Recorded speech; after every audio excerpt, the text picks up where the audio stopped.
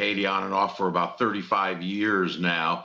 I Je can tell you couvre Haïti par I've intermittence depuis seen the 35 ans dictators come and maintenant et je go, pourrais going vous all the way dire que back j'ai to vu des maybe dictateurs aller et venir, Duvalier, remonter jusqu'à Bébé the Doc U.S. moving Duvalier, in with les armed États-Unis forces s'installer in the avec les early forces armées au 2000s début to des années stabilize the 2000 pour country, stabiliser le to bring pays, pour ramener Jean-Bertrand Aristide to au bring pouvoir, président qui a été Jean-Bertrand destitué Aristide et back président qui into était en power, exil. a president Ils ont who was traversé tant de deposed and a president in bouleversements au fil des exile. ans, mais tout They have cela n'est gone rien through en comparaison de so ce qui s'est much passé dans la turmoil nuit. over the Vous years, savez, but j'ai that passé all du temps avec le pales in président Moïse à comparison peu près to en what happened in the 2017 overnight et c'était hours. juste après son I arrivée au spent some pouvoir. time En fait, nous avons fait un with voyage avec lui the sur la côte nord president d'Haïti with où il travaillait sur Moïse des projets just agricoles. L'un about consistait à in construire des routes, à construire des 2017, systèmes and it was d'irrigation, just des after canaux, he parce had que son histoire était gone celle into d'un power. producteur de In bananes avant fact, de we devenir took a trip président. with him Et il a up toujours to the parlé de north sa coast force, of ses Haiti, problèmes where avec they were l'ancienne working on armée some agricultural et comment ils veulent dissoudre projects. cette One was to ancienne armée build avec roads, moi dans une build interview que irrigation nous avons canals, faite avec lui dans because le his palais. history was Moi, j'ai he eu le had courage been depuis ma campagne de parler de l'armée et pas de la vieille armée que nous avons connue,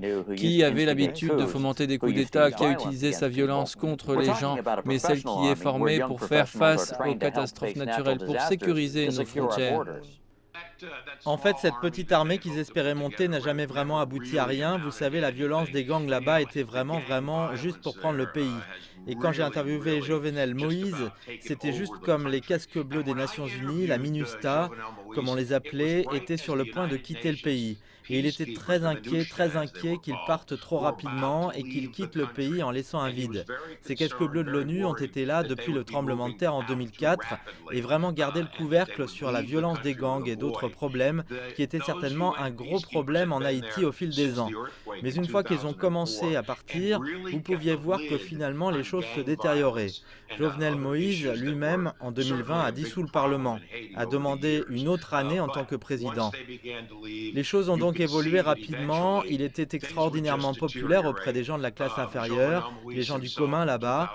C'est une grande majorité de la population en Haïti grâce à ses racines de planteurs de bananes, propriétaires de plantations de bananes. Mais vers la fin, même eux se sont désillusionnés. Mais vous pouvez parier qu'il va y avoir une période terriblement difficile à venir. Que le pays puisse éviter de sombrer dans plus de violence va être très difficile.